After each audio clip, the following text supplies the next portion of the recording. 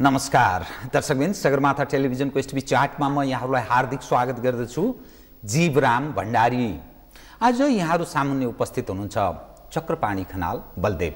उहाँ मन्त्री हुनुहुन्छ कृषि तथा पशुपन्छी विकास, त्यस्तै स्थायी समिति सदस्य नेपाल कम्युनिस्ट पार्टी नेकपाका। उहाँसँग आज म समग्रमा दुई विषयलाई केन्द्रमा राखेर कुराकानी गर्नेछु। एक, मन्त्रालयमा उहाँ के गरिरहनु भएको छ, यसकारण कि कृषि र पशुपन्छी विकास जुन क्षेत्रको जिम्मेवारी उहाँलाई प्राप्त छ, कृषि प्रधान देश नेपाल, झन्नै 67% नेपालीहरू कृषिमा निर्भर छन्। अर्थात् यो बडा चुनौतीपूर्ण मन्त्रालय उहाँका लागि छ भने पशुपन्छी यी समग्रमा हेर्दा हामी अहिले पनि पशुपन्छीका क्षेत्रमा आत्मनिर्भर छैनौँ। मासुजन्य कतिपय यस्ता चिजहरू अझै पनि आयात हुन्छ। कृषिमा पनि त्यस्तै स्थिति छ। खाद्यान्नहरू हामी आयात गर्छौँ, परनिर्भरता बढ्दो छ। यो एकदम चुनौतीपूर्ण मन्त्रालय उहाँलाई प्राप्त छ। त्यस्तै नेपाल कम्युनिस्ट पार्टी नेकपाको स्थायी समिति सदस्य। उहाँको राजनीतिक इतिहास अलि लामै छ। विक्रमसम्म 2034 सालदेखि लेफ्ट मुभमेन्टमा उहाँको निरन्तर क्रियाशीलता रह्यो। संसारमा यो जुन उहाँले जुन राजनीतिक यात्रा प्रारम्भ गर्नुभयो, नेपाल कम्युनिस्ट पार्टी अर्थात् प्रारम्भ माओवादी हुँदै हुँदै अहिले नेपाल कम्युनिस्ट पार्टीको रूपमा जुन स्थापित छ, यो पनि चुनौतीपूर्ण यसकारण छ संसारका जति पनि तागतहरू छन्, धेरै ठुलो तागतहरू कम्युनिस्टहरूलाई त्यति रुचाउँदैन।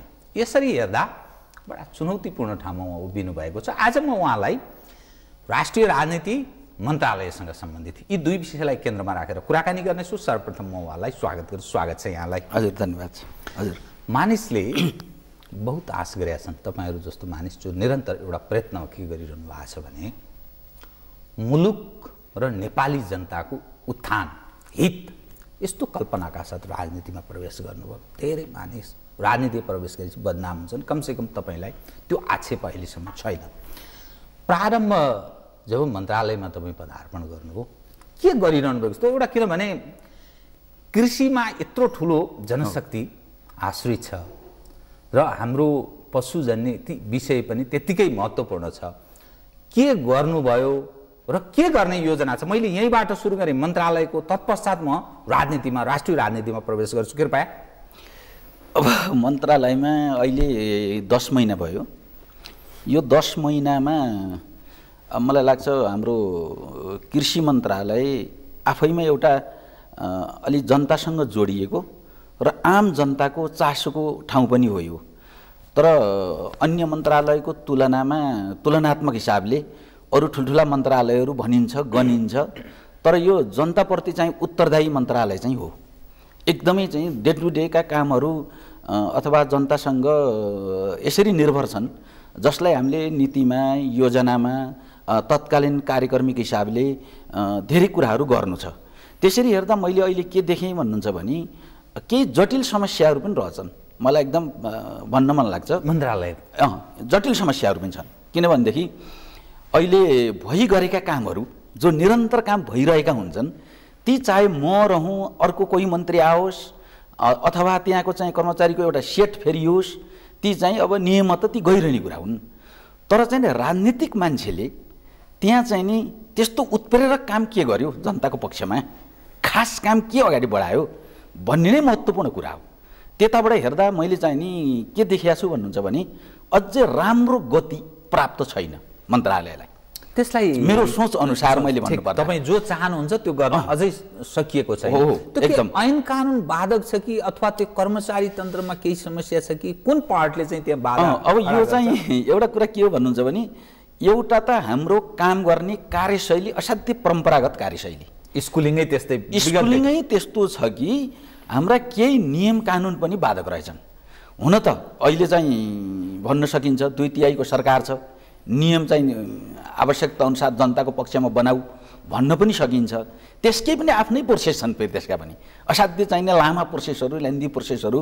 त्यसले गर्दा पनि छिटो छिटो निर्णय लिने, जनताको पक्षमा निर्णय लिने, कामलाई चाहिँ अलिक घनीभूत ढङ्गले लैजानेमा केही बाधा त तीहरू भए। तर फेरि हाम्रो काम त के हो भन्नुहुन्छ भने ती बाधा फुकाउने पनि हो। र रिजल्ट दिने हो। मान्छेले त के थिए भनेर त हेर्दैन। त्यसरी हेर्दा मैले अहिले के देख्छु भने केही कामहरू गत यो चालु आर्थिक वर्षको बजेट निर्माण गर्दा हामी भर्खर आइयो र धेरै अनुभव पनि थिएन। जे बजेट थियो त्यसलाई छिटो छिटो विनियोजन गरियो त्यो बजेटलाई, र अहिले कार्यान्वयन गर्ने दौरानमा यो 5-7 महिना त्यो बजेटलाई राम्रोसँग केलाउँदा के देखिन्छ भने हामीले अझ खास ठाउँमा बजेट चाहिँ विनियोजन गरेनछौँ भन्ने मैले अहिले महसुस गरिरहेको छु। अनुभवले त्यस्तो देखायो। अनुभवले त्यो चाहिँ अहिले मैले चाहिँ महसुस गरिराखेको छु। र हुन त सकारात्मक सोचका साथ केही ठुला परियोजनाहरू, किन 3 तहको अब सरकार छ, त्यसो गर्दा सङ्घले चाहिँ अलि ठुला परियोजनाहरू मात्रै सञ्चालन गर्नुपर्छ, बाँकी चाहिँ प्रदेशलाई र स्थानीय तहलाई दिनु नै एकदम उपयुक्त हुन्छ भनेर त्यसरी नै विभाजन गरिएको थियो। ती ठुला परियोजनाहरू अहिले हेर्दा त्यो उत्पादनसँग नजोडिएका परियोजनाहरूको पनि अर्थ हुँदो रहेछ। मैले अहिले यसो हेरेँ, परियोजना त छ आफैमा, तर त्यो कति सक्सेस हुने हो भनेर अहिले मैले खोजिराखेको छु।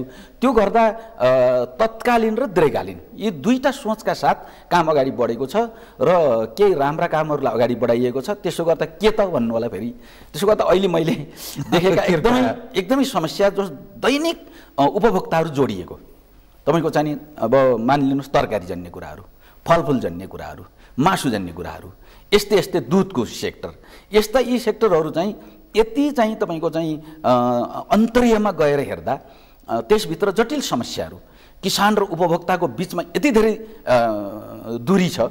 त्यो दूरीलाई चाहिँ नजिक ल्याउनलाई केही प्रयत्नहरू भएका छन्, अझै त्यो चाहिँ सफल भइसकेका छैन। म बुदागत हिसाबले मन्जुरसँग उठान गरेँ है त।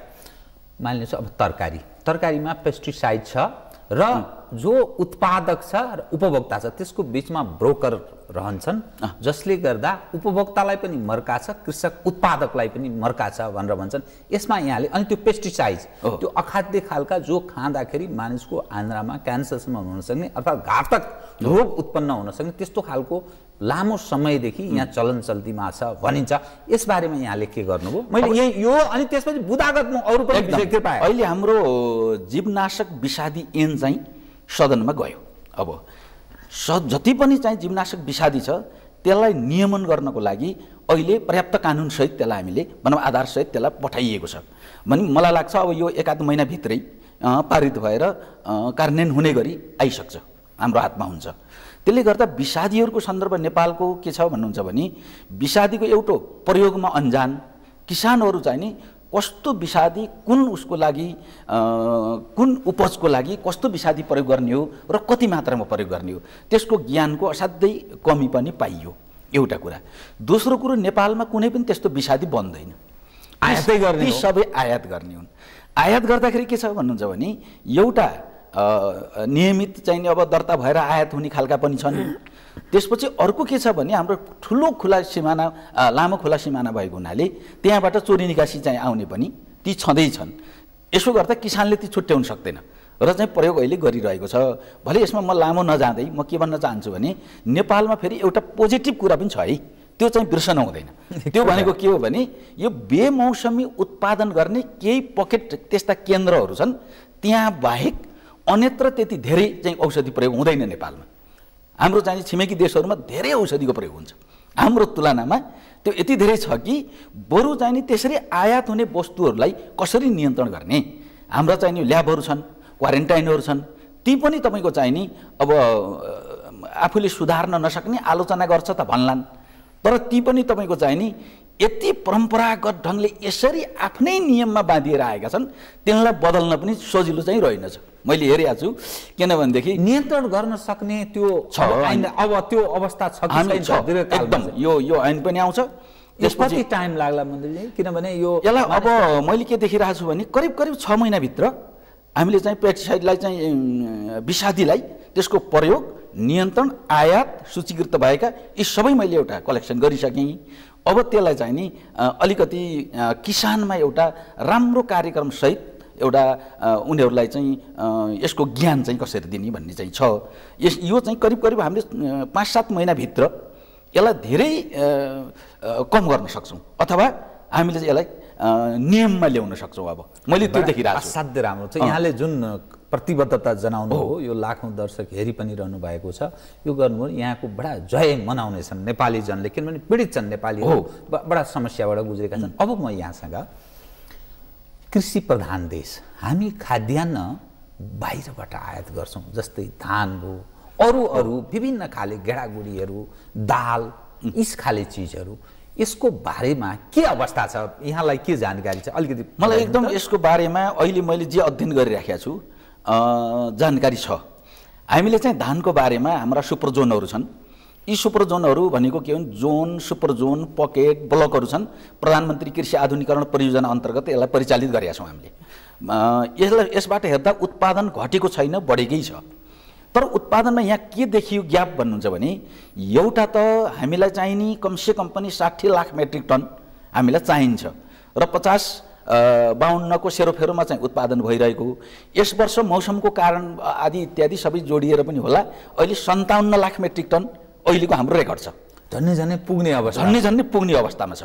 तर फेरि अर्कोतिर चाहिँ आयातको चाहिँ हेऱ्यौँ, भोल्युम हेऱ्यौँ भने हामीले के देख्छौँ भन्नुहुन्छ भने झन्नै चाहिँ 24-25 अरबको हाराहारीमा चाहिँ तपाईँको चामल चाहिँ आयात भइराखेको छ, धान चामल चाहिँ। यो देख्दा यो कहाँनिर ग्याप छ त? केही त ठिकै हो, हाम्रो नपुग्ला चाहिँ आउने गर्यो। दोस्रो चाहिँ के आयो भन्नुहुन्छ भने 80%, त्यो आयातको 80% मसिनो चामल आयो भनेपछि नेपालमा पनि मसिनोको प्रयोग बढ्यो।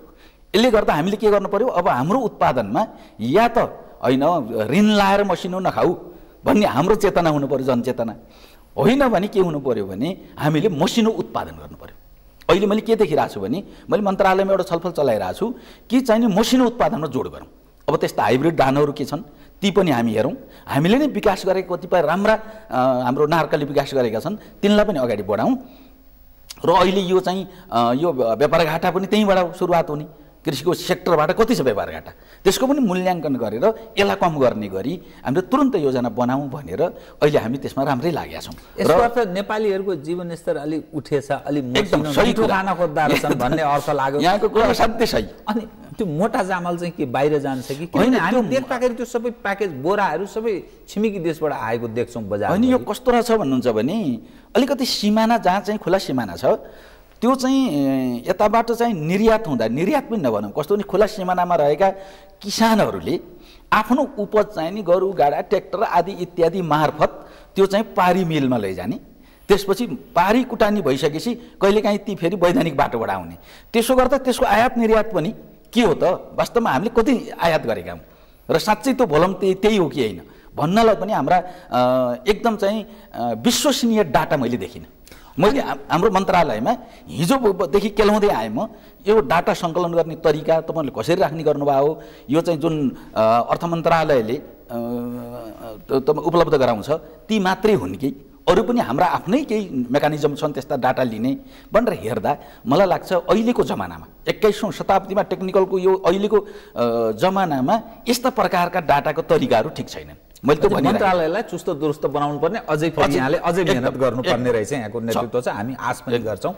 अब यससँगै जोडिएको उखु, अनि यो धानको मूल्य र उखुको अवस्था के छ? किनभने उखुको हामीले ठिक पाएनौँ, हाम्रो चाहिँ खपत कहाँ पठाउने के भने उखुका किसानहरू सधैँ पीडाको कुरा गर्छन्। धानको समर्थन मूल्यको पनि मानिस सधैँ यो विषय उठिरहने गर्छ। के गर्नु भएको छ? यो समर्थन मूल्य भनेको राज्यले मोटामोटी एउटा लागत मूल्य हिसाब गरेर तोक्ने कुरा हो। त्यसो गर्दा अहिले मैले के देखेँ भन्नुहुन्छ भने विगतमा गत उसमा हामीले धानको समर्थन मूल्य तोक्यौँ भदौमा। धानको समर्थन मूल्य तोकिसकेपछि हामीले दुई प्रकारको, एउटा मोटा धान र मिडियम धानलाई दुईटालाई तोक्यौँ। त्यसमा चाहिँ 2300 र 2400 कति यस्तै हामीले तोक्यौँ। तर चाहिँ पहिल्यै उसले खरिदकर्ताहरूले त्यसलाई चाहिँ 1800 पनि खरिदे। पछि गएर हामीले 2400 भनेर तोकेको 2600 नि बिक्यौँ होइन। कहिलेकाहीँ के हुन्छ भन्नुहुन्छ भने राज्यले तोकिसकेपछि एउटा न्यूनतम मूल्य यो हो, अरू त फेरि अरू कारोबार कसरी हुन्छ त्यो हो। तर मूल्य तोकिसकेपछि राज्यले त्यसको जिम्मा लिनुपर्छ। त्यो हाम्रो कमजोरी त्यहाँनिर छ। किनभने मूल्य तोकिसकेपछि त किसानले त्यो मूल्य पाएन भने खरिद गर्ने क्षमता पनि सरकारले राख्नु पर्यो नि। त्यो खरिद गर्नु पर्यो, त्यसपछि गएर फेरि वितरण प्रणाली त्यो अनुसार मिलाउनु पर्यो। राज्यको दायित्व त त्यहाँनिर हो, त्यहाँनिर हाम्रो पुगेको छैन। त्यो चाहिँ एकदमै हामीले सोची विचारिकन त्यो गर्नुपर्ने हुन्छ। औँखुको सन्दर्भमा के छ भन्नुहुन्छ भने यो चिनीको त सुनिरहनु भएको छ निकै। अहिले हामीलाई चाहिँ चिनी झन्नै हामी अलिकति हामीलाई 80,000 मेट्रिक टन मात्रै कमी हो हाम्रो उत्पादनमा। 80,000 मेट्रिक टन मात्रै हामीलाई कमी जस्तो देखिन्छ। अरू हामी आत्मनिर्भरतिर छौँ। अलिकति जोड गर्दा 2 वर्षभित्र हामी चिनीमा आत्मनिर्भर हुन्छौँ। तर बाहिरबाट जुन अनुदान यति धेरै छ कि तपाईँले भारतमै भन्नुहोस्, पाकिस्तानको त यति सस्तो चिनी छ अहिले। अब त्यो चिनी पुरै आयात गरिदिने, त्यसपछि यहाँको चाहिँ उखु किसान पनि सिद्धिने, मिल मालिक पनि सिद्धिने। प्रतिस्पर्धा हामी गर्न सक्ने अवस्थामा छैनौँ। हाम्रो यहाँ प्रतिस्पर्धा गर्न त सक्दैनौँ। तर एउटा राज्यले त के भन्नु पर्यो भने अरूले चाहिँ नि सब्सिडी दिएर सरकारलाई स्थायित्व आदि इत्यादि सबैबाट प्राप्त गरेर सस्तोमा दिएको चिनीको भर परेर सरकारले कि त आफ्ना सबै कुरा छोडिदिनु पर्यो। चिनीले सबै चाहिँ सस्तो उत्पादन गरिरहेको छ, किन बेकारमा गर्ने? त्यसो भए तपाईँले चाहिँ नि निर्यात गरेर केबाट हो त? त्यही त हो व्यापार घाटा भने। व्यापार घाटा सबैमा जब तपाईँले किनेर खान थाल्नुहुन्छ, त्यसपछि त त्यही रेमिटेन्सले आएको चाहिँ यता र उता बनाउने बाहेक आफ्नो खुद के हो त? त्यसो गर्दा त केही पनि हुँदैन। बरु महँगो भए पनि, केही थोरै महँगो भए पनि यसलाई त ल उत्पादन लागत घटाइदिनु पर्यो। उखुमा कसरी हुनसक्छ, किसानलाई के गरेर हुनसक्छ, त्यसपछि चिनीको भाउलाई चाहिँ स्थिरता कायम गर्ने गरी कसरी म्यानेज गर्ने त्यो हामीले गर्नु पर्यो। र अलिकति महँगो भए पनि स्वदेशी उत्पादनलाई, आफ्नो उत्पादनलाई प्रश्रय देऊ भनेर चाहिँ लान पनि पर्यो। अब यो सचेतनाको पाटो पनि हो। त्यो गरिएन भने त व्यापार घाटा त बढेको बढेन हो। अहिले 8-9 खरब भन्छौँ, त्यसपछि अब 2 वर्षपछि 12-15 खरब भन्ने, यही हिसाब गर्ने बाहेक हाम्रो के हुन्छ त नि? केही सोच्नु भएको छ यो उखुको र यसको बारेमा? किनभने प्रतिस्पर्धा गर्न सक्ने अवस्था रहन्छ, उखु किसानहरू छन्। अब यो त मर्कामा पर्ने। त्यो गर्दा अहिले मैले के देखाएको छु भन्नुहुन्छ भने हामीले चिनी आयातमा रोक लागेका छौँ। अहिले चिनी आयातमा रोक छ, यो ठिकै छ। उखुको मूल्य हामीले 536 कायम गरेका छौँ। अहिले 536 हामीले चाहिँ उखुको मूल्य कायम गऱ्यौँ। र 536मा जाँदा मैले के देखाएको छु भने मिल मालिकहरूलाई पनि अहिले घाटा छैन। उहाँहरूको भनाइ छ घाटा छ भन्ने छ। गत साल हामीले 3 अरब घाटामा गयौँ। यस साल पनि कमसेकम 4 अरब हामी घाटामा जान्छौँ भनेर रिपोर्ट गरिरहनु भएको छ। त्यसमा हामीले के भन्यौँ भने उखुबाट आउने जुन बायो प्रोडक्सन हुन्छ त्यसलाई चाहिँ व्यवस्थापन गरौँ। मोलासिसहरू होइन, अब यी लगायतका सबैलाई चाहिँ त्यसमा हामीले चाहिँ उद्योगपतिहरूलाई सहयोग गरौँ। किसानलाई चाहिँ नि लागत मूल्य हामी त सबै गेटसम्मको मूल्य निर्धारण गरेर ल्याएका छौँ। त्यसो गर्दा यो मिलाउँदा चिनीमा चाहिँ अथवा चाहिँ अखु किसानहरू लाभान्वित हुन सक्ने र मिल मालिकलाई पनि घाटा नहुने एउटा बाटो खोजेरै गरिएको छ। यो उपभोक्ता फेरि जनता, तपाईँहरूको त प्राथमिकता त एज ए होलमा जनता हो। फेरि जनता मर्कामा पर्ने भयो। एकदम सही कुरा हो। छिमेकी देशमा सस्तोमा खाने, अब हामी कहाँ चाहिँ महँगो भनेपछि अर्को खाले जनमत बन्न सक्ने खतरा भयो नि त। के गर्छ त्यसलाई? यहाँले भनेको कुरा एकदम सही हो।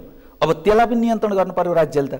अहिले मिल मालिकको भनाइ के हो भनेदेखि हामीले चाहिँ नि 74-75मा चिनी बेचेनौँ भने हामीलाई कुनै छैन मुनाफा भन्ने छ। हामी के भन्छौँ भने अहिले 65 रुपियाँ कायम गरिएको थियो चिनीको, 65 रुपियाँमा करिब करिब यो उठ्छ है भन्ने ढङ्गले चाहिँ कायम त गरिएको छ। तर उहाँहरूले लगातार यो कुरा राख्दै आउनु भएको छ। यसलाई पनि अलि राम्रोसँग उद्योग मन्त्रालयले पनि हेर्ने र कृषिबाट पनि हाम्रो उत्पादन लागत घटाउनको लागि के गर्ने।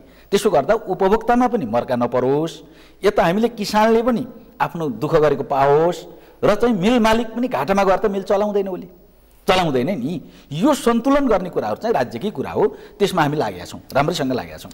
अब म यहाँको ध्यान पशु पन्छीसँग सम्बन्धित दुधदेखि लिएर अनेकौँ यस्ता विषय छन् जो जनतासँग प्रत्यक्ष सरोकार राख्छ। यहाँबाट मानिसले आश पनि गरेका छन्, तपाईँ जस्तो एउटा सफल मन्त्रीजीबाट। यो पशु जुन हामी खान्छौँ, मासु खान्छौँ, पशुका विभिन्न मासुहरू, एक त बधशाला पनि राम्रा छैनन्। कस्ता मासु हामी खाइरहेका छौँ त्यसको पनि कुनै हेरचाह गर्ने केही छैन। आयात पनि बढेको छ र दुधसँग दुग्ध उत्पादन विभिन्न खालका जो दुधजन्य पदार्थहरू यसको पनि हामी आयातै गर्ने अवस्थामा प्रवेश गरेका छौँ भने चाहिँ हामी आत्मनिर्भर यसमा पनि छैनौँ। यसको बारेमा तपाईँले के गरिरहनु भएको छ यो जिज्ञासाको रूपमा? अहिले एकदम यसमा मलाई लाग्छ अहिले धेरै राम्रो काम अगाडि बढेको छ भन्न। मैले भन्दा त त्यति अब कति राम्रो हुने हो त्यो जनताले मूल्याङ्कन गर्नु भएको छ। दुधमा नेपालमा चाहिँ मासुजन्य कुराहरूमा मैले के देखेको छु भने राँगाहरू बाहिरबाट आउँछ, धेरै 80% आउँछ। हाम्रो उत्पादन धेरै कम छ। खसी बोका गत दसैँमा हिसाब गऱ्यौँ, हामीले हेऱ्यौँ 30%ले आयात कम भयो अहिले यस पटकको उसमा। भनेपछि हाम्रो अलिकति खसी बोकामा चाहिँ हामी आत्मनिर्भर हुँदै गइरहेका छौँ र हामीले 2 वर्ष राम्रो योजना बनायौँ भने आगामी तेस्रो वर्षबाट हामीलाई आयात गर्नु पर्दैन। हामीले बुङ्गुरोहरू आयात गर्दैनौँ, कुखुराहरू हामी आयात गर्दैनौँ। अलिअलि तपाईँको चाहिँ नि यसमा आत्मनिर्भर भयो, हामी आत्मनिर्भर छौँ, अन्डाहरूमा आत्मनिर्भर छौँ हामी। स्थिति यो हो। यसरी हेर्दाखेरि अब यो राँगाहरू आयातको बारेमा हामीले एउटा ठोस कार्यक्रम बनाउनुपर्छ। किन हामीले गाई पाल्न जोड गरिरहेका छौँ, तर यो भैँसीमा पनि हामीले जोड गर्नुपर्छ। किनभने नेपाल जस्तो उसमा गाई व्यवस्थापनको अर्को विधि छैन। त्यसले गर्दा यसमा पनि छलफल चलिरहेछ, हाम्रो एकदम गम्भीर छलफल चलिरहेछ। त्यसो गर्दा दुधमा के रहेछ भन्नुहुन्छ भने दुध धेरै नै खतम खालको नेपालमा। मलाई त चाहिँ किन हाम्रो डिडिसीदेखि लिएर अरू सबै यी दुधका जति पनि अहिले चाहिँ हाम्रो फ्याक्ट्रीहरू छन् यी काठमाडौँमा, अरू बाहिर जे छन्, यी सबै हेरिसकेपछि मैले के देखेँ भन्नुहुन्छ भने हाम्रो उत्पादन नभएको होइन, किसानले पनि उत्पादन गरेको छ, तर व्यवस्थापन असाध्य फितलो व्यवस्थापन, कमजोर व्यवस्थापन। त्यसो गर्दा जुन बाहिरबाट आयात हुने धुलो दुध हो त्यसले यस्तो मार्केट, दहीमा पनि त्यही प्रयोग हुन्छ, दुधमा पनि त्यो मिसाउनु पर्ने हुन्छ, त्यो पाउडर घोलेरै त्यहाँ बनाउने खालको देखियो र त्यो बाहिरबाट आउनेको पनि विश्वसनीयता छैन। किन भन्नुहुन्छ भने मैले कतिसम्म सुने भने त्यो चाहिँ रेड एन्ड समातिएको त छैन, तर चाहिँ सुनेको कुरा के हो भने बाहिर चाहिँ करिब करिब 1-8 महिना डेट स्क्वायर भएर 1-8 महिना बाँकी रहेका दुधहरूको टेन्डर गर्ने र बोर्डरमा ल्याउने, त्यहाँ चाहिँ नि फेरि 10 महिना चाहिँ त्यसको डेट बढाएर रिप्याकिङ गर्ने। बडा ठुलो बदमासी, ठुलो बेइमानी त्यो चाहिँ त्यो गरेर चाहिँ फेरि यता भित्र्याउने र हाम्रो दुध चाहिँ डिडिसीले उत्पादन गरेको 1 नम्बर 1 दुध छ। हामी एकदम ढुक्कसँग भन्न सक्छौँ त्यो दुध पनि बिक्री नहुने। त्यसपछि गएर त्यो सबै चाहिँ नि घोलेर बेच्दा लिटरमा 7 देखि 10 रुपियाँसम्म फाइदा हुने, सस्तोमा आउने भयो। त्यसपछि किसानले लगेर चाहिँ दुध चाहिँ सडकमा पोख्ने। यो स्थितिको राम्रोसँग एनालाइसिस गरिसकेपछि मैले तुरन्त चाहिँ नि पहिलो धुलो दुधमा मैले प्रतिबन्ध लगाएँ। बडा ठिक गर्नुभयो। मैले धुलो दुध आयातमा चाहिँ अहिले पनि चोरेर आइरहेको छ, चोर बाटोबाट आइरहेको छ। मैले त्यो देखिरहेको छु कि चाहिँ अहिले असारमा लगाएको प्रतिबन्ध तपाईँको चाहिँ अहिलेसम्म आउँदा पनि यता कदा तपाईँको ठाउँ ठाउँमा दुधहरू त्यो प्रयोग भइरहेको सूचना भइरहेको छ।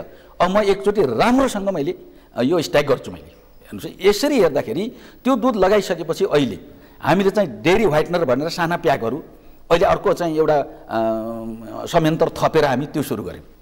हामीले अहिले चाहिँ नि मिलिट्रीमा दुध जाँदो रहेछ, विभिन्न खालको दुधहरू, त्यसको क्वालिटी हेर्दा चाहिँ त्यो पनि क्वालिटी छैन। त्यसपछि हामीले उहाँहरूसँग कुरा गऱ्यौँ, नेपालकै डिडिसीको दुध प्रयोग गर्दा राम्रो हुन्छ भनियो। चितवनको कारखाना 3 वर्षदेखि बन्द रहेछ, त्यो हो प्राइभेट सेक्टरले चलाएको कारखाना हो। तर अहिले हामीले के भन्यो भने तपाईँहरूले कारखाना चलाउनुहोस्, धुलो दुध उत्पादन गर्नुहोस्, गुणस्तरीय दुध उत्पादन गर्नुहोस्। के भयो तपाईँहरूलाई समस्या के हो भन्दा उहाँहरू हामी यस्तो यो कारणले घाटामा गयौँ, उहाँले पेश गर्नुभयो। त्यसपछि त्यसलाई चाहिँ ल हामी चाहिँ तपाईँहरूलाई अनुदान दिन्छौँ भनेपछि उहाँले धुलो दुध बनाए बापत पर लिटर हामीले 5 रुपियाँसम्म भए पनि अनुदान दिने भनिसकेपछि उहाँहरूले अहिले भटाभट दुध बनाउनु भएको छ। हाम्रो कारखाना चाहिँ नि जुन 3 घन्टा 4 घन्टा चल्थ्यो विराटनगरमा, अहिले चाहिँ 12 घन्टा चल्छ। त्यो कारखाना चलिरहेको छ र पोखरामा चाहिँ एउटा प्राइभेट सेक्टरले चलाएको कारखाना थियो, त्यो अहिले चलिरहेको छ। त्यो गर्दा पर्याप्त तपाईँको धुलो दुध अहिले हामी कहाँ छ। हामी कहाँ अहिले घिउ भन्नुहुन्छ भने त्यस्तै छ। अब यो गुणस्तर भन्नुहुन्छ भने अन्तर्राष्ट्रिय स्तरको हाम्रो ल्याब छ, त्यहाँ चेक जाँच गर्ने, सबै गर्ने, आफ्नो अपडेट हुने, त्यो छैन कि त्यसपछि चाहिँ नि बाहिरबाट आयात गरेको छ, खाएको छ, कसैले त्यसको मतलब पनि छैन। यी कुराहरूलाई हामीले तुरन्त नियन्त्रण गर्नुपर्छ भन्नेमा मेरो हो र नियन्त्रण गरियो। अहिले आउँदा मलाई लाग्छ अब हामी 2-3 वर्ष यसरी गऱ्यौँ भने हामीले दुग्धजन्य केही पनि बाहिरबाट ल्याउनु पर्दैन। राम्रो प्रयत्न गर्नु पर्दैन यहाँले। अब यस्तो खालको स्थिति छ। घिउमा त्यस्तै छ। तपाईँले घिउमा हेर्नु भने अहिले पनि हाम्रो स्टोर होला, करिब करिब 2 अरबको घिउ स्टोर हुनुपर्छ मेरो अहिले अन्दाजा, पछिल्लो रेकर्ड मैले लिएको छैन। 1 महिना पहिलेको हेर्दा यो घिउ हामी कहाँ स्टक छ, डिडिसीको राम्रो घिउ स्टक छ। तर चाहिँ पतञ्जलीको घिउ बाहेक यहाँ कसैले प्रयोग गर्दैन, खालि पतञ्जली भन्छ। त्यसपछि के आधारमा त्यो कस्तो त्यो विषय केही छैन, आधारै केही छैन। तपाईँले टेस्ट गर्दा उही हो, घिउ केही फरक छैन। त्यस मैले हेरेँ कि यो किन त यस्तो भनिसकेपछि भन्सारमा गएर जब हेरियो त्यसको बिजिकीकरण तपाईँले हेर्नुभयो भने त्यसको मूल्याङ्कन गरेको रहेछ पतञ्जली घिउको 200 आइसी। अब 200 आइसी भनेको तपाईँको 320 रुपियाँ हो।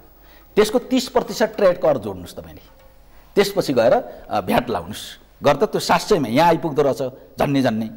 त्यसपछि 950 मा यहाँ बिक्री हुँदो रहेछ।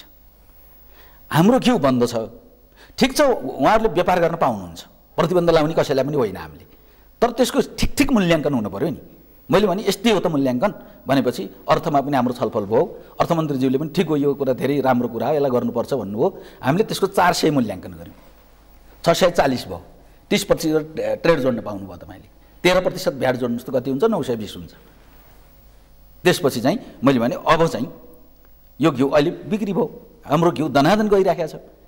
हामीले गुणस्तर चेक गऱ्यौँ, थोरै मात्रै उहाँहरूको घिउमा म एकदम साफ यो उसमै यहाँहरू समक्ष भन्न चाहन्छु कि रामदेवीको घिउमा अथवा पतञ्जलीको घिउमा अलिकति एउटा चाहिँ घिउमा हुने तत्त्वमा अलिकति 1% उहाँहरूको बढी देखिन्छ, त्यति मात्र। त्यसले कुनै चाहिँ खास त्यसलाई आराम भेल्यु भन्छ, त्यो चाहिँ अलिकति 1% जस्तो, हाम्रो 26-27 सम्म पुगेको छ, उहाँहरूको 28 जस्तो देखिन्छ, केही पनि फरक छैन। बडा महत्त्वपूर्ण कुरा भन्नु मन्जीले, यो उपभोक्ताले यति ख्याल गर्नु पर्यो, उपभोक्ता आफै सचेत हुनु पर्यो। पतञ्जली भन्नासाथ एकदम त्यो ओइरिएर त्यसले स्वास्थ्यलाई घातक हुन सक्छ है, त्यो पनि ख्याल गर्ने, महँगो अनावश्यक महँगे त्यो पनि बेहोर्नु परिरहेको स्थिति रहेछ। अब म यहाँको ध्यान नि यो समग्रमा मन्त्रालय मातहत मन्त्रालयमा यहाँले तत्काल र दीर्घकाल अरू केही गर्न लाग्नु भएको केही योजना छ भने सुनौ, अन्यथा यदि छैन भने म राजनीतिमा प्रवेश गर्छु। के छ बताइदिनुहोस् त। होइन, अहिले चाहिँ दर्शकलाई जो बताइहाल्नु पर्ने एउटा मात्रै होइन, मैले त्यस्ता 4-6 योजनाहरू छन्, मैले अहिले विस्तृत रूपमा नराख्दै। जस्तै हाम्रो किसानहरू 66% किसान भनिरहेछौँ हामी, कुल जनसङ्ख्याको 2/3 किसानले, त्यसमध्ये तपाईँ त्यो किसानको 66%लाई 100 मानेर तपाईँले अरू किसानको वर्गीकरण गर्नुभयो भने मलाई लाग्छ अधिकांश 80% किसान तल्लो जानेर तपाईँको प्रविधि पुगेको छैन, चेतना छैन, त्यसलाई चाहिँ राम्रोसँग हामीले चाहिँ राज्यको चाहिँ किसानको वास्तवमा चाहिँ त्यो दायरामा ल्याउन सकेका छैनौँ। उनीहरूको लागि न अनुदान चाहिँ सही समयमा त्यहाँ पुग्छ, न तपाईँ हामीले चाहिँ कुनै त्यस्तो कार्यक्रम बनाउन सकेका रहेछौँ यो मन्त्रालयबाट। त्यसकारण अहिले मैले के सोचेको छु भन्नुहुन्छ भने, चाहे त्यो कृषि विकास ब्याङ्क होस्, चाहे अन्य ब्याङ्क, चाहे त्यो नयाँ ब्याङ्क खडा गर्नु परोस्, कृषकलाई मात्रै हामीले त्यो लक्षित गरेर त्यो निर्माण गर्छौँ र उनीहरूलाई एकदम चाहिँ अपरेटिङ कस्ट बाहेक अरू केही नलिकन ऋण प्रवाह गर्नुपर्छ। त्यो गरेर मात्रै कृषिलाई माथि उठाउन सकिन्छ, नत्र अरू उपाय छैन। त्यसै कारण त्यो कसरत गरिरहनु त्यो अहिले मैले अगाडि बढाइरहेको छु। मैले यो सबै अध्ययन गरेर सबै अहिले चाहिँ वैदेशिक प्रोजेक्टहरूको अध्ययन, यहाँ हाम्रो चाहिँ ठाउँ ठाउँमा विनियोजन गरिएको विगतको बजेट, त्यसपछि यो सबैलाई हेरिकन त्यस्तो एउटा संयन्त्र बनाउँदैछु जुन संयन्त्रले आम किसानलाई चाहिँ दियोस्। एउटा दोस्रो, अहिले मैले आगामी वर्षको कार्यक्रममा के ल्याउने विचार गरेको छु भने कि कमसेकम 4000 देखि 5000 युवाहरू जो विदेशबाट सिप सिकेर आएका पनि छन्, यहाँ पनि छन्, ती युवाहरूलाई लक्षित गरेर एउटा रोस्टरै तयार गर्ने एउटा कार्यक्रम बनाउने। उनीहरू चाहिँ सिधा कृषिमा चाहिँ फाइदा रहेछ, कृषि गर्नुपर्ने पेसा हो भन्ने बनाउन राज्यले सकेन भने कसरी लाग्छ मान्छे। यसको एउटा चाहिँ योजना बनाइराखेको छु भने अर्को चाहिँ यो पशुपन्छी सेक्टरमा एउटा योजना बन्दैछ। यी लगायतका चाहिँ 4-5वटा योजना आगामी वर्ष चाहिँ एकदम द्रुत गतिमा अगाडि बढ्छन्। अब यसैसँग यो डे टु डे मानिसबाट उपभोग गरिरहने यो मासुको जुन बत्सालाहरू राम्रा छैनन्, त्यो मासुको पनि त्यति परीक्षण हुँदैन भन्न भनिन्छ, मानिस अलिक तर्सने डराउने त्यस्तो अवस्था पनि छ। मासुको अवस्था त्यति राम्रो छैन। मैले भन्दा किन झुट बोल्नु हुँदैन, अहिले चाहिँ नि पाडाहरू चाहिँ का जुन यहाँ करिब 20वटा जति बत्साला रहेछन्, 20वटा जति यहाँ छन्, त्यसमध्ये नेपालीको एउटा कल्चरको कुरा, ताजा मासुको नाममा जस्तो ठाउँमा जहाँ जुन विधिद्वारा काटिएकोलाई पनि ताजा मासु भन्ने जुन तरिका छ, यो स्वास्थ्यको हिसाबले बेठिक छ। म यो प्रश्न भन्छु, त्यो बेठिक कुरा हो। हाम्रो अहिलेका बत्सालाहरू व्यवस्थित छैनन्। ती बत्साला भनिएको छ काट्ने ठाउँले मात्रै बत्साला भने हो, बत्सालाको कुनै क्राइटेरियाभित्र तिनी पर्दैनन्। त्यही भएर यो पाडा काट्ने ठाउँ त खतमै छ। जो खसी बोकाएर चाहिँ कुखुराको ठाउँ हो त्यो पनि तपाईँको चाहिँ तोकिएको मापदण्ड अनुसारको छैन। हाम्रो उसले चाहिँ तोकेको छ, मापदण्ड तोकेको छ, हाम्रो चाहिँ ऐन छ, त्यो अनुसारको कहीँ पनि चाहिँ त्यो पुरा भएको छैन। त्यसलाई अहिले निकट भविष्यमै त्यसलाई चाहिँ हामीले नियमन गर्नुपर्छ भनेर अहिले कामको थालनी गरेका छौँ। अहिले 2टा स्लटर हाउस हामी चलाउने पक्षमा छौँ। एउटा चाहिँ पश्चिमबाट आउनेलाई केन्द्रित गरेर नारायणी पश्चिम, एउटा चाहिँ हेटौडामा हाम्रो छ, त्यो पनि चलेको छैन। त्यो बत्साला पनि रहेछ, प्राइभेट सेक्टरका बत्सालाहरू छन्, ती पनि चल्दैनन् भने तिनलाई चलाउने चलाउँदाखेरि हामीले के देख्नु पर्यो भने, हिसाब के गर्नु पर्यो भने जनतालाई कि बत्सालाबाट काटिएर फ्रिजरहरूमा आएर यहाँ पनि त्यस्ता चाहिँ मिटमाटहरूमा रहेको मासु नै राम्रो हो भन्ने चेतना त दिनु पर्यो। त्यो फेरि यहाँ नेपालमा छैन। त्यसो गर्दा के हो भने चाहे त्यो खसी बोका होस्, भुङ्मुर होस्, कुखुरा होस्, अन्य रागाहरू हुन्, त्यो चाहिँ काटेकै ठाउँबाट अथवा अब प्रचलन तपाईँले त्यो देखिरहनु भएको छ, यसलाई नियमन गर्नुपर्छ। जनताले भन्यो भनेर केही जनताको सुन्ने हो, केही राज्यले योजना बनाउने हो, त्यो बनाएर अगाडि बढाउनुपर्छ। योजना छ, तपाईँले योजना प्रवेश त म दर्शकवृन्दलाई के बडा महत्त्वपूर्ण कुरा भनिरहनु भएको छ बन्देज्यू, यो सचेत चाहिँ हुनु पर्यो हर चिजमा, किनभने आफ्नो जीवनसँग खेलवाड कसैले पनि नगर्ने, कुन खाने कुन नखाने, कुन योग्य कुन अयोग्य त्यो बुझ्नु पर्ने। थाहा पाउनु भएन। हामीले 5वटा चाहिँ बत्सालाको अनुगमन गरेका थियौँ। मैले प्रष्ट भनेको थिएँ, त्यो देखिसकेपछि मासु चाहिँ यो रायाहरू जो काटिया छ यो मासु नखानुस् है, काठमाडौँवासीलाई मैले भनेको थिएँ। खानेयोग्य नभएको चाहिँ राज्यले त सिधा भनिदिनुपर्छ, किनभने हामीले नसकेको कुरा पनि स्वीकार्नुपर्छ। नखानुस् पनि भन्ने, नियमन गर्न पनि नसक्ने भएपछि त अब हामीले सकेनौँ भन्नु पऱ्यो नि त। त्यो त सिधा बोल्नु पऱ्यो नि, हामी त्यो कुरा पनि भनिदियो। हामीले नसकेकै हो, हामीले पनि व्यवस्थापन गर्न यो नसकेको हो। हेर्नुहोस्, यहाँले प्रयत्न गर्नुभएको रहेछ, धन्यवाद छ। थप अलिकति बढ्ता नै यसमा महत्त्वका साथ यहाँले प्रयास गर्नुपर्ने भयो आगामी दिनमा। अब म यहाँको ध्यान सिधै अब राजनीतितर्फ प्रवेश गरेँ है। यो कम्युनिस्टको सरकार एउटा क्रान्तिकारी ठुलो परिवर्तन सहित खास गरी गरिब र देशभक्त नेपालीहरूले आश गरेको सरकार 10 महिना व्यतीत भयो, 11 महिना, सायद आज 3 गते हो क्या, आज 11 महिना पुग्यो ठ्याक्कै। ल केपी ओलीको नेतृत्वमा सरकार बनेको हो। अब 1 महिनापछि 1 वर्ष हुन्छ, बाँकी 4 वर्ष, फेरि चुनावको तयारी। आश धेरै गरेको तपाईँ उप प्रश्न होइन कि एज ए होलमा किन यो राम्रो काम हुन सकेन? यो फेरि उही पुरानै जस्तो, उही काङ्ग्रेस जस्तो यत्रो परिवर्तन हामीले परिवर्तनका लागि मत जाहेर गरे, यो प्रश्न जनताका मनमा यो जिज्ञासाको रूपमा रहेको छ। के ठान्नुहुन्छ तपाईँ? यो त मैले अब प्रश्न सोध्दैमा यसले गर्न सकेन भन्नेबाट अर्थ नै त्यही। यहाँले सोधेपछि त अब म्यासेज पनि के जाने भयो, नसकेको रहेछ भन्ने नै जान्छ। त्यस्तो त होइन। हेर्नुहोस् है, सरकारले प्रयत्न नगरेको पनि होइन, गरिरहेको छ। सरकारका केही राम्रा कामहरू अगाडि बढेका पनि छन्, सायद त्यसले दीर्घकालीन रिजल्ट दिने कुरा पनि होलान्।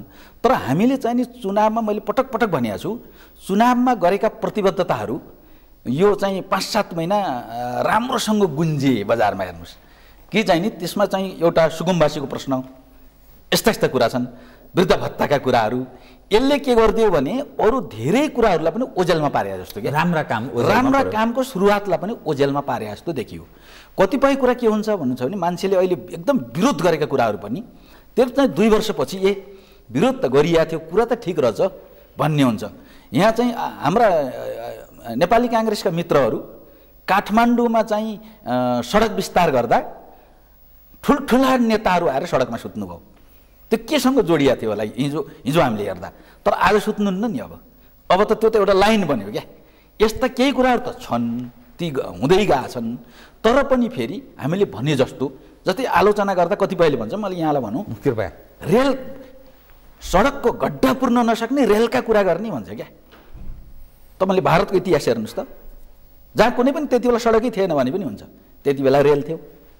रसियाका कुरा गर्नुहोस्, मास्कोमा चाहिँ नि राम्रा सडक नहुँदा साइबेरियामा रेल थियो भनेपछि रेलका कुरै गर्न नपाइने हो त?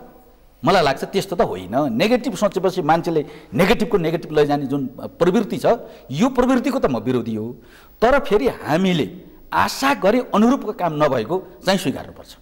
त्यो चाहिँ के चिजले बाधा खडा गर्छ? अलिकति हामीले चाहिँ के गर्नुपर्छ भन्नुहुन्छ भने तत्कालीन जनतालाई परेका समस्याहरू कहाँनिर हुन् ती चाहिँ हल गर्दै जानुपर्छ। त्यसो गर्दा अहिले यो सरकारले एउटा जमिनको व्यवस्थापन र सुकुम्बासी समस्या हल गर्नुपर्छ भन्नाले अव्यवस्थित बसोबासलाई ठिक ठाउँमा ल्याउनुपर्छ यो सरकारले।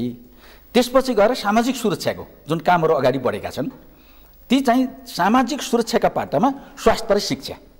हेर्नुहोस् है, स्वास्थ्य र शिक्षा जुन नैसर्गिक अधिकार हो त्यो अधिकार जनतालाई सर्वसुलभ र निःशुल्क गर्दै जानुपर्छ। यसलाई चाहिँ पुरै नियमन गर्नुपर्छ। र अर्को कुरा 66% आश्रित भएको कृषि सेक्टर हो, यसलाई सम्मानित र मर्यादित रूपमा चाहिँ अगाडि बढाउनुपर्छ। किसान हिमिलेट होइन, किसानले शिर ठाडो गरेर हामीले काम नगर्ने हो भनेदेखि तिमीहरूले खान पाउनु भन्ने ढङ्गले किसान हिँड्न सकेन भने, जनसङ्ख्याको 1/3 हिस्सा हिँड्न सकेन भने कसरी हुन्छ चाहिँ 2/3 हिस्सा हिँड्न सकेन भने। त्यस कारण यहाँ हामीले केन्द्रित हुनुपर्छ।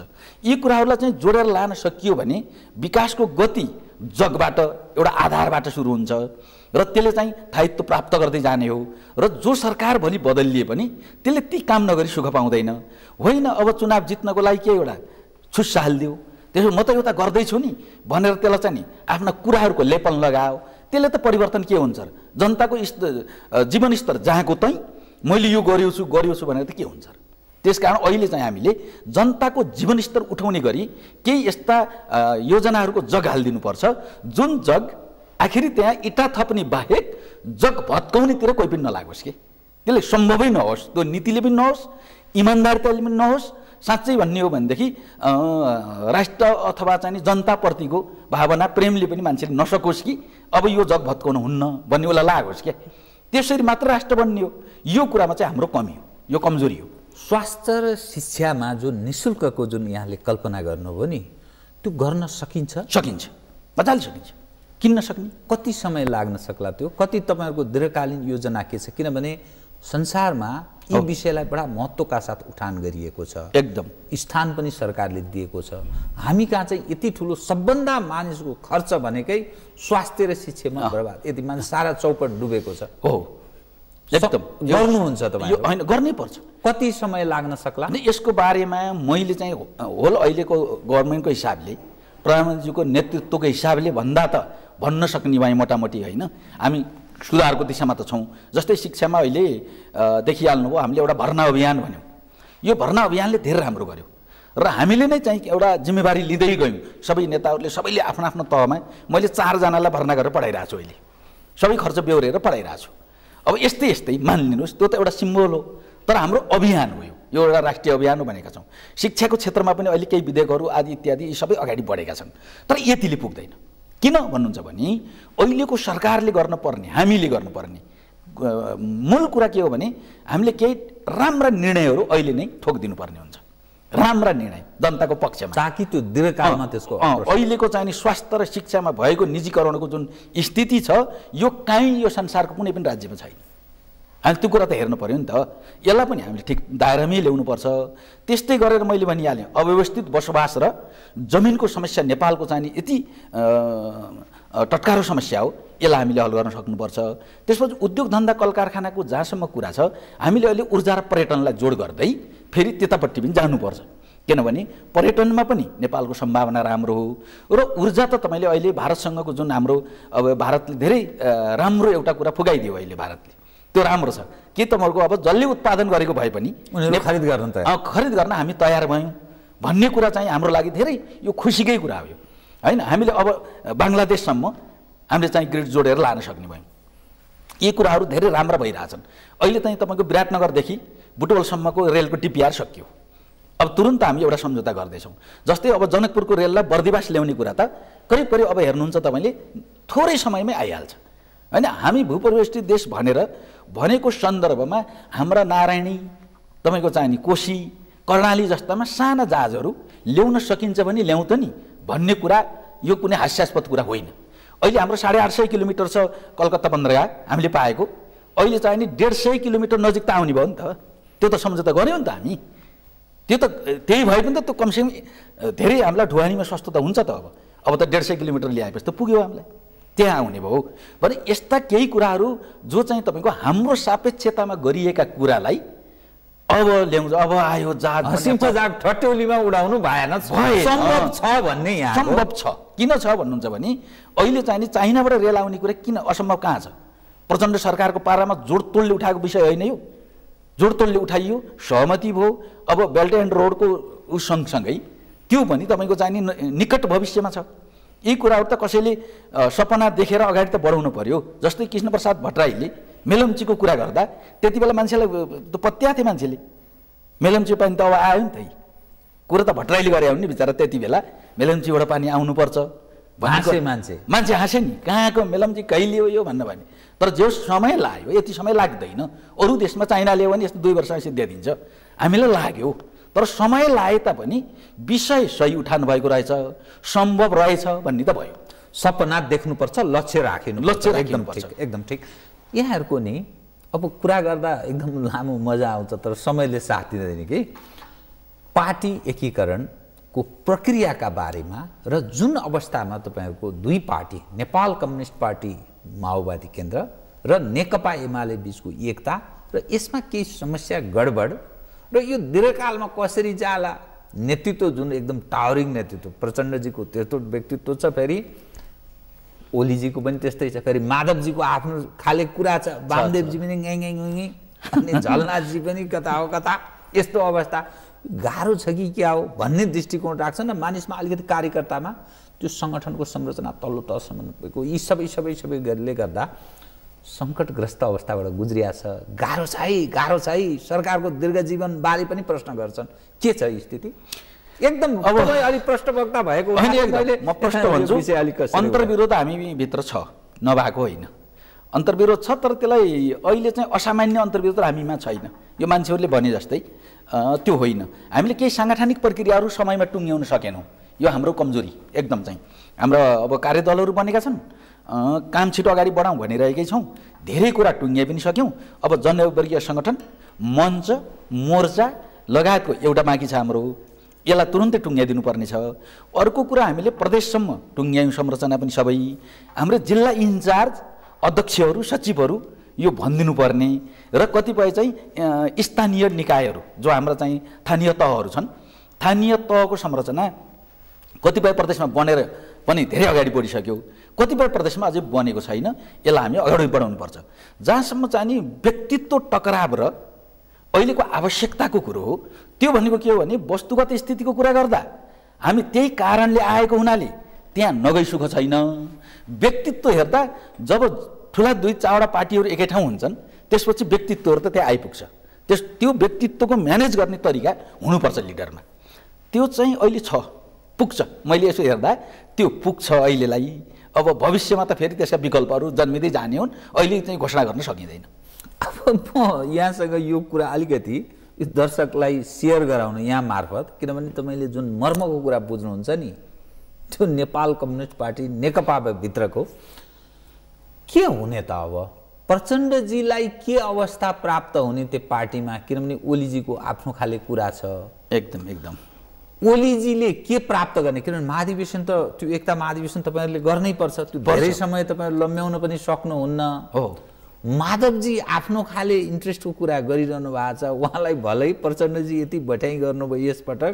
यो जुन समिट भयो नि, यो क्रिस्चियनहरूको समिट, त्यसबाट उहाँ स्केप हुनुभयो, धन्न उहाँलाई गाली गर्ने अवस्था भएन। जति फसे सबै एमालेका, पुराना एमालेका फसे। त कसरी म्यानेज गर्नुहुन्छ? किनभने ओलीजीको पनि कद अलिकति यस्तो घट्दै गएको जस्तो देखिन्छ।